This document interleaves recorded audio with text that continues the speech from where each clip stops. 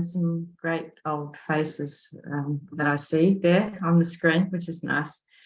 I also want to start by acknowledging that I'm speaking today from the Karathonkalong land, people from the Gunai Kurnai mob, and of course part of the Kulin Nations people. And I also pay my respects to them. I do want to acknowledge that Overdose Awareness Day was really born out of so much of a combination of things that I had done previous to coming to the harm reduction sector. And it just seemed that many of the families that I had come across, both in the private and public sphere of working in mental health, had been affected by overdose, and tragically so. And so it did make sense to me that there needed to be both an awareness of what, the cost of losing somebody to overdose was, and also how we could try to bring down the death rate, and of course acknowledging those people who are left with injuries that they never recover from after suffering an overdose.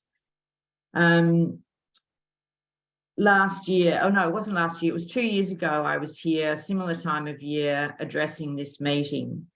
And I was really on about how we know how, if we have a look behind the scenes, how we got to this position in Australia, around the world, in 2021 it was then.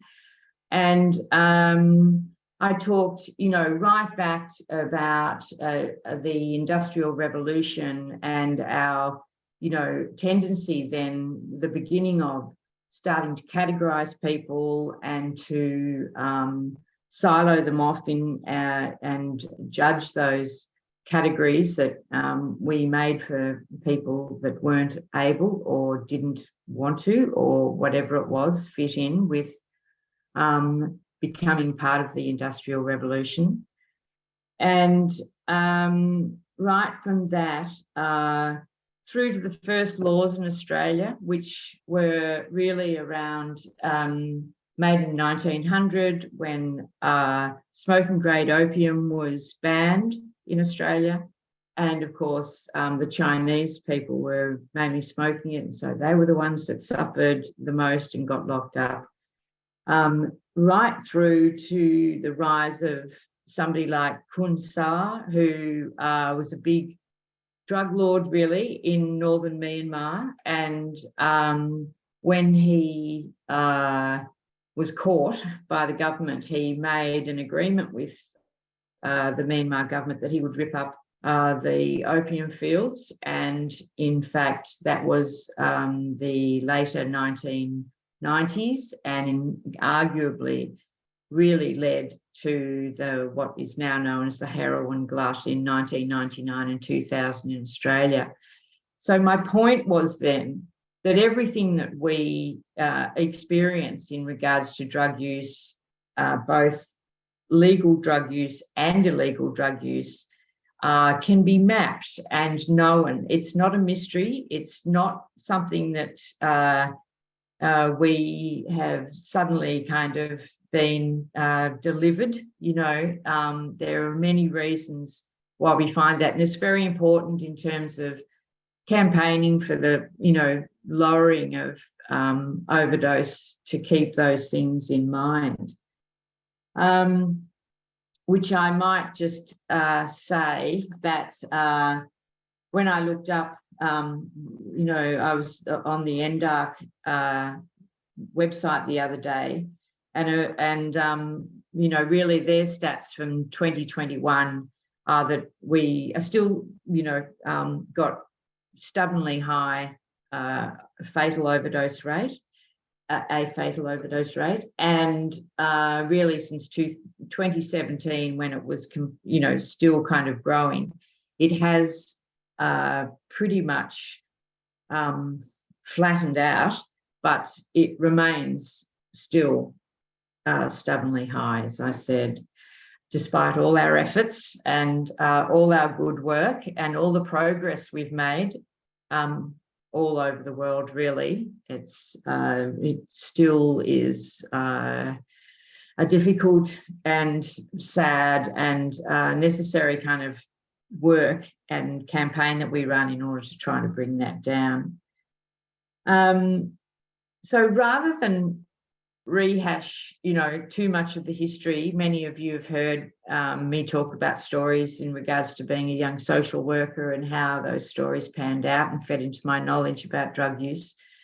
I really want to, ask your permission to say a few things about the current situation and about campaigning into the future. And in order to kind of, do this, I thought that I would talk about the campaign that we ran last year, and it started off by being talked about in a meeting that coalition that I belong to, SMERC, Southern Metropolitan Harm Reduction Coalition, and we talked about wanting to be a bit bolder, shake off our English reserved nature and get out in the streets a bit more. And we came up with 24 reasons or demands that we wanted to put to, the government, to the public, to anybody that was going to listen. And the reason that we, sort of talked about going with a campaign like this was that in recognition of the fact that many things have to happen in order for us to bring down the fatality rate. We know, the success of naloxone, the naloxone program is self-evident, and it's both due to the workers in the harm reduction field and users out there who are helping their peers. And there are many other things, some of them very small, and I would say not very expensive. Perhaps that's naive of me, but they seem inexpensive to me, that could be done straight away, that, still we lag behind because of our reticence in general. And that's really what I want to talk to you about today. When SMERC sort of got through that work, we went to Harm Reduction Victoria and proposed the idea to them, and they just took over in a wonderful way. And they sort of, pushed our 24 reasons for campaigning into very manageable bite-sized memes, really. And we came up with 30 demands that we put up on Twitter every day. They did it, put it up on Twitter every day to push our points out there into the general population. And they were things such as that we wanted naloxone administration ODs to be included in first aid. We've been asking that for a while. We wanted the scripts that were given to 000 workers, responders, to include naloxone, a discussion about naloxone, bring it up, ask if the people have it. This could be easily, put into their scripts as a given. We want doctors to be talking to people about opioids. If they're getting an opioid prescription, that they also be talked to about overdose and naloxone and what it is and how it works. We wanted a whole lot more. We wanted, media guidelines to change so that they couldn't use pictures of drug users, people who inject drugs, in in a way which stigmatise them or stereotype them. Something like that, simple thing, but it just is so important. And a whole lot more in regards to prison, the people getting out of prison, and their knowledge and around naloxone, and in fact being given naloxone to have on them, etc.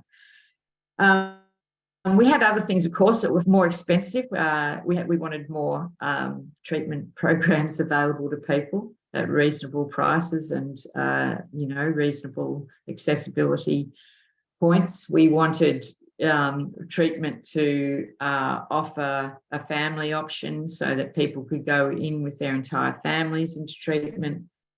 And yeah, they're rather more expensive, but still we think, part of the picture that has to occur in order for us to really,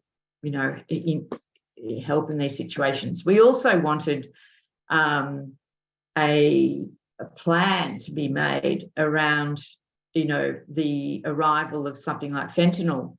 And we wanted plans to be made in the case of natural disasters for people to be able to get ORT treatment delivered to them easily. And, these things require, thought and time. I understand that, but they are relatively cheap, but vitally important. I think that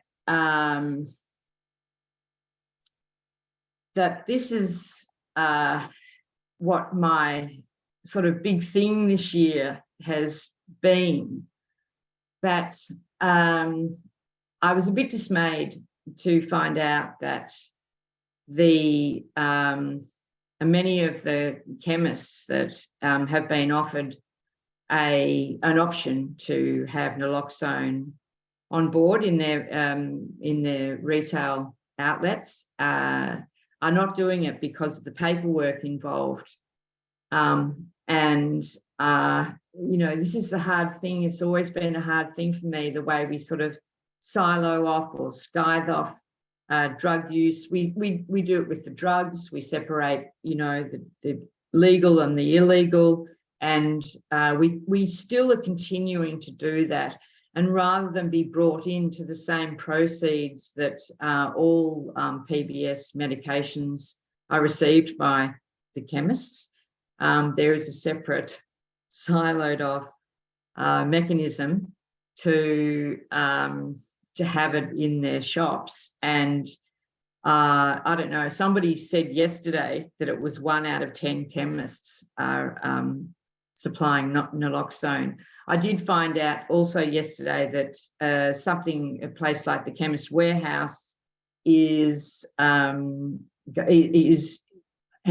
it, in stock. Well, I'm going to sort of investigate a bit further and see how many of them have got it in stock to be bought over the counter. So, that's not a bad option. There are many people who certainly come into the 24/7 exchange in St Kilda that could afford to buy it. It seems to me the accessibility, I also understand that there's a difficulty with that, with the supplier. So I don't want to get those two things mixed up. I'm literally talking about the long-term way in which we have it accessible to the public, all the public. And the fact that we are shy about this, whether it's the chemists or the doctors or whatever it is, whoever it is, means that there's a ripple effect. This ripple effect is very insidious and pernicious, I would say. Pernicious, sorry. And it means that that there's a kind of an unknownness about this kind of drug, and we still seem to have it in the wings of the stage rather than on the stage. And I guess that I really wanted to say to all you guys this year that every single little thing that we do is really vital in terms of the entire picture. And this is one example which I feel that hopefully, over the next, I don't know, short future can kind of be rectified or worked on or kept in mind. And yeah, so that's really what I really wanted to say.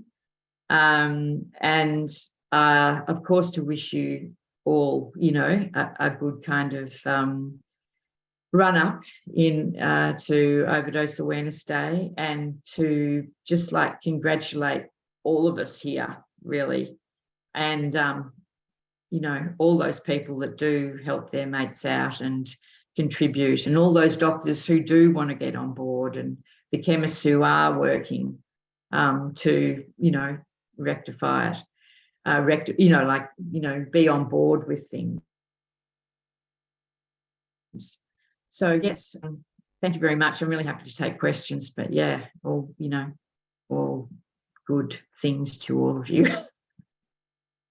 Thanks so much, Sally. That was really great. And it is a welcome reminder of how much we already know and how many things we can do.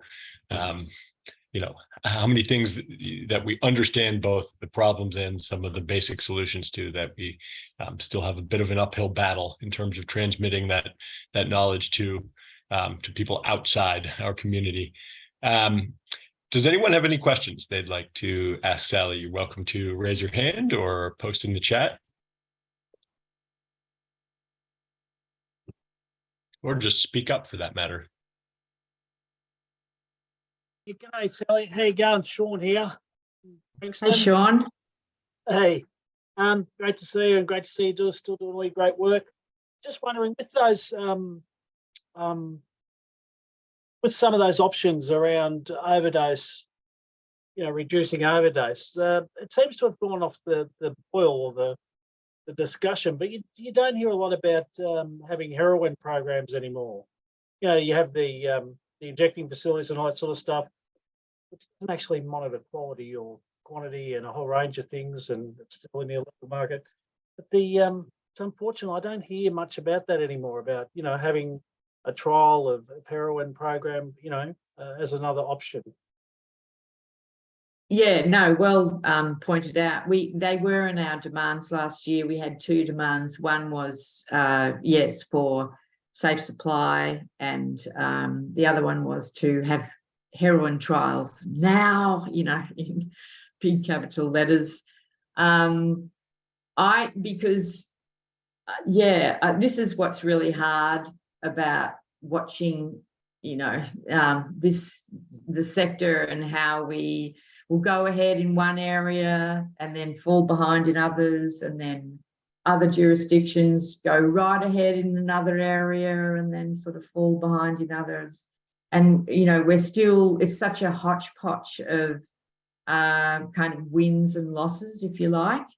And it feels like until we get everything up, including safe supply, absolutely, the injecting rooms are assisting a certain cohort of people, but they're not assisting everybody.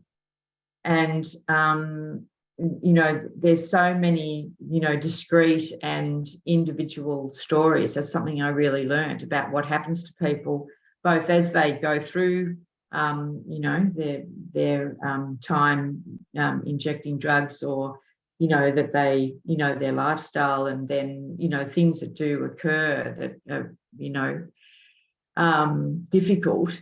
Or, what I mean by that is, that they do suffer from overdose, or, other health difficulties, getting responses, like talking to a doctor openly and without the fear of your children perhaps being taken away. All these things are so vital, and we haven't got the whole picture tied up. And definitely safe supply, heroin trials, should definitely be as important as injecting rooms being opened. Not sure if that answers your question, but being excluded from being able to mourn for their loved ones and friends. And I'm really glad to hear that, that you think that. I did hear, I still do hear occasionally of people being excluded from funerals. So there is still work to be done in that space. But yeah, since the beginning, since 2001, it does feel like people are more understanding, and it does feel like Overdose Awareness Day has nudged that, forward somewhat. Just trying to be more, people still do have that sense that it's other people, except that when you spend a moment talking to them, they'll say, oh, yes, no, my aunt, her cousin, they died of an overdose. And that's what I feel like the campaigns that we've run and the day, itself has achieved, that it's a chance for people to, most people absolutely know somebody who's overdosed or been affected by drug use. And that's what I feel has been one of the greatest things about the day, definitely, Del. So thanks for the comment. Hey, Phil. Keep on. Hey, Richie. Yeah, look, really similar kind of vein around the profile of the data, what sits behind the numbers. Do we actually know much around, kind of what's the context of ODs, whether people are dying alone, whether they're dying within the family home? I mean, from our point of view, it's kind of the street-based injecting population that we kind of think about, but how much, but given the high prescription opioid overdoses that we know sitting in the data, that is there a cohort there that we're not targeting that we should be in Overdose Awareness Day, that is, kind of a little bit more of the middle class people in the suburbs, as opposed to necessarily the ones that we think of, that feeds into that stigma stereotype? Yeah, look, I'd like to say two things about that. The first thing, first of all, the NDARC, in 2021, 5 people were dying a day of overdose, and that's almost double the numbers that we had in 1999 and 2000. So we've got a little bit complacent about it all. And one thing about our, it's funny that you should say street-based users, because that cohort, quite identifiable in some ways. And so it's easy to kind of, not easy, geez, it's not been easy, but we have been able to kind of coalesce together and try to create some nets around that group of people, definitely. I would say that the people that come into the exchange, 15% of them are using steroids, and I reckon like 70% of them would never enter an injecting room. They're picking up their equipment and going home and using alone. Hopefully somebody in the house knows they use, and hopefully somebody in the house knows how to administer naloxone. That's the best scenario in terms of, trying to avoid overdose. But the group that I feel that is even more in the shadows is the group of people who are overusing their medication that they get prescribed. And many of them have got, mental health problems as well as physical problems, that they've been, had a prescription for opioids. And this is why I hate the siloing off of drugs. You know, it's all ridiculous. They're all the same drug. And I think that every doctor, every GP who is making a prescription should talk to the patient about the possibility of overdosing and the fact that they should have naloxone in their house.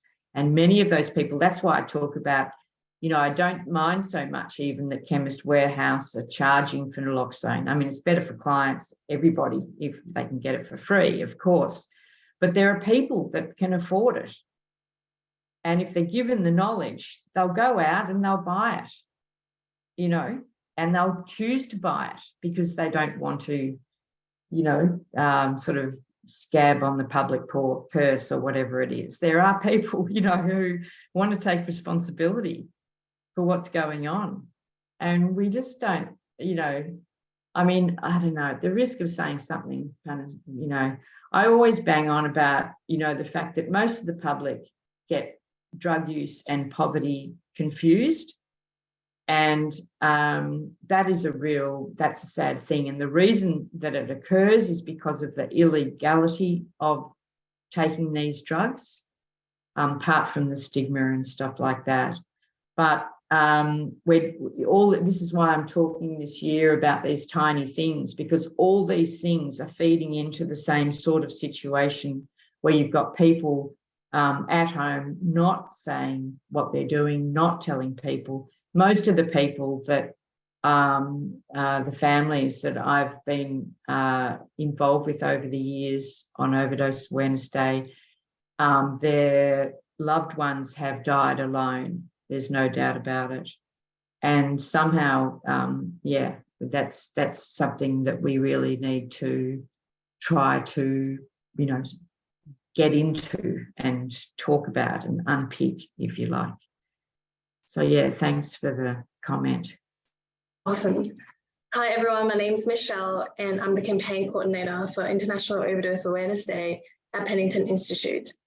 So today I'm presenting to you the International Overdose Awareness Day's 2023 campaign focus. So Finn has just given us an amazing overview of the origins and the history of the International Overdose Awareness Day campaign. And this is now what the campaign looks like nowadays.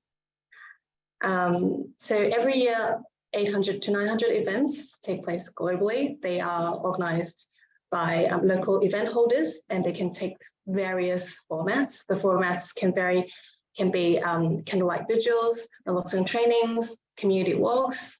So any format, as long as it helps the event organizer to achieve their own IOAD campaign goals. And every year, IOAD participants around the world also mark the day by organizing some famous local landmarks to be lit up in IOAD purple. So as you can see here on this slide, there is an example of the LAX airport in the US lit up in purple from last year.